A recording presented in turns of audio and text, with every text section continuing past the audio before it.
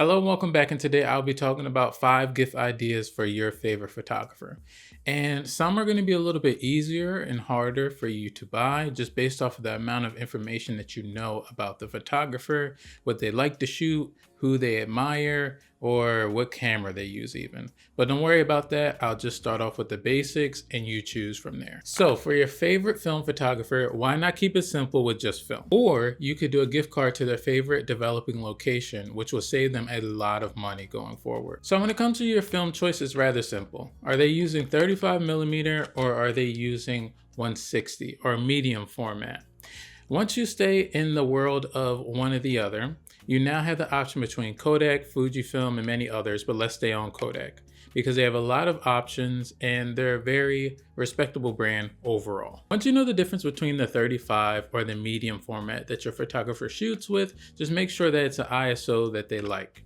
If they enjoy shooting in very, very bright locations, all the time, 200 is perfectly fine. If they do a balance of indoor and outdoor, then 400 is okay as long as they have a flash. But if they like to shoot in darker areas at night and they're very technical and know what they're doing, then 800 and above is even better. But this is marked right on the box very clearly. I'd say the safest, if you don't know what's going on, you just stay with the 400 because they have the option of shooting in somewhat dark situations and 100% okay in bright locations and lighting situations. In my personal opinion, I really love Portra 400.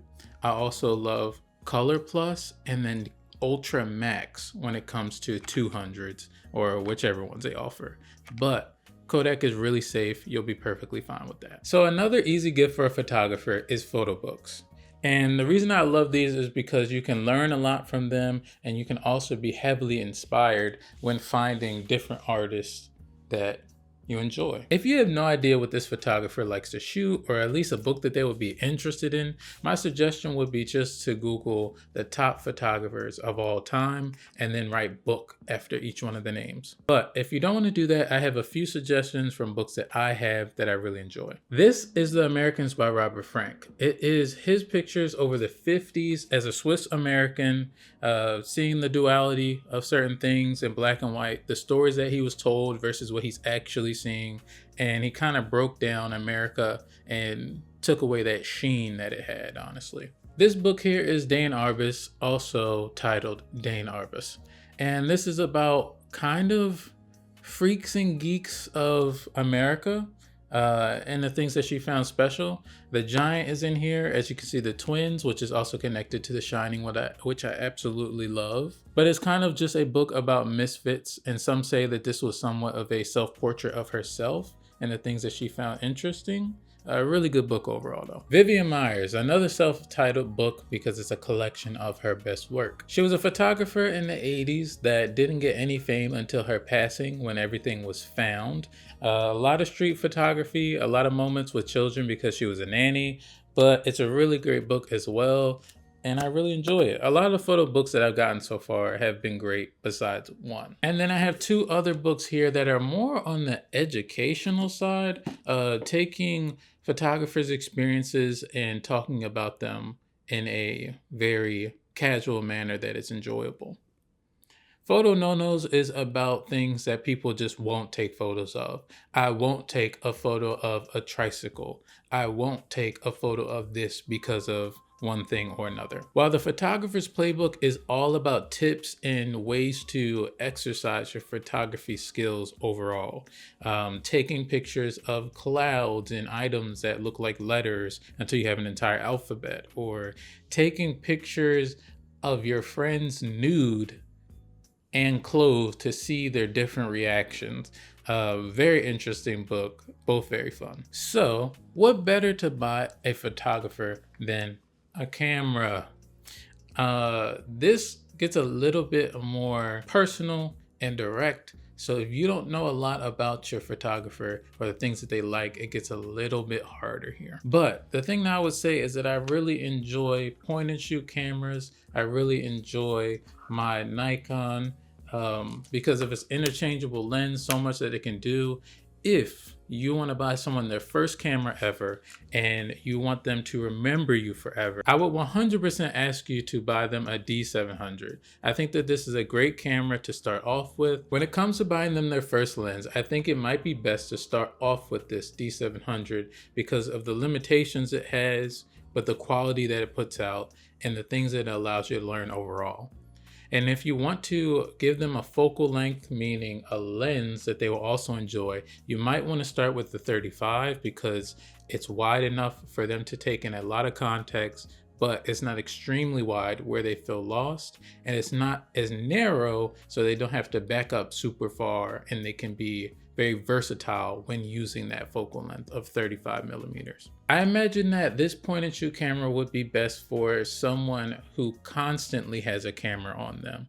From the standpoint of you're tired of them holding their DSLR, you're tired of them holding their single reflex, meaning just a larger camera on them all the time, and you want to give them something pocketable so that they can enjoy themselves, but you also don't have to be reminded that they're going to be standing on the side taking pictures every second. And I really love this SureShot 76 zoom. It's a film camera, and I think that it truly got me interested with photography starting off because of its ease. It felt a little bit more professional obviously than a disposable camera. I got to choose the film that I got to put into it. I could zoom to much closer and zoom out to much farther distances.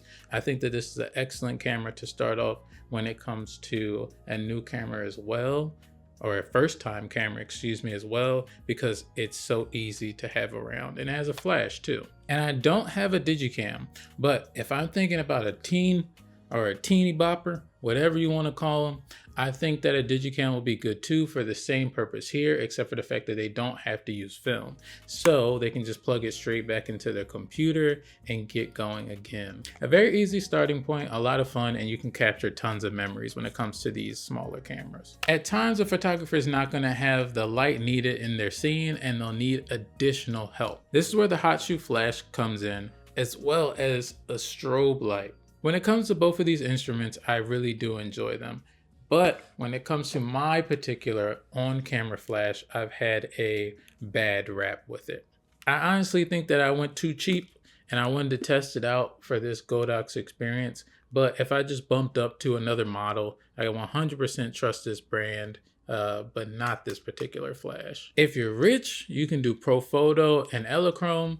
But if you want tons of options, I would definitely choose Godox overall. When it comes to my strobe light, I was looking at Profoto as well, and I saw a nice amount of comparisons.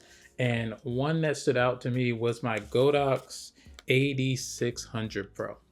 Now, this is a strobe light, meaning that it is not a constant light. A constant light is best for videos, or if you just need a beam of light that will help you when it comes to, honestly, film photography, which is a little bit easier for, but you can use it in several different ways. A strobe light is just a flash of light. It fills in everything that's going on at a very quick rate, but I really enjoy this one. I had a weaker, newer,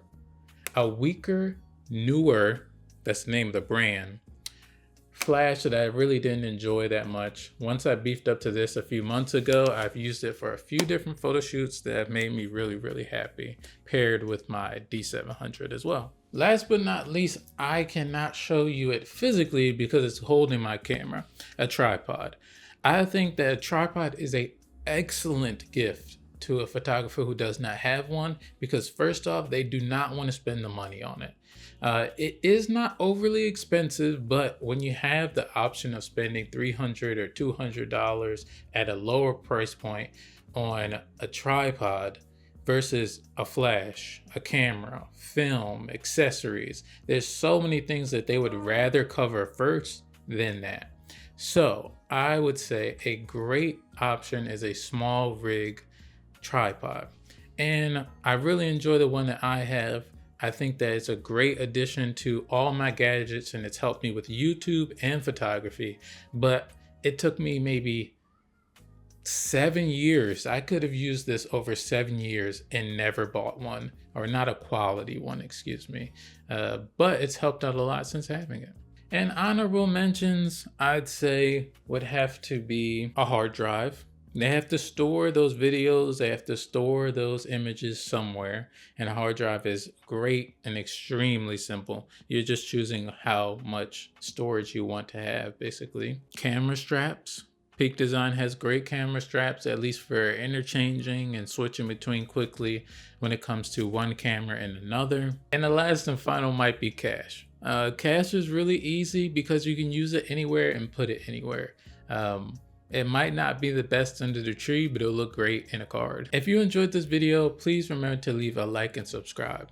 But if you want to see more videos, I'll suggest two to you here.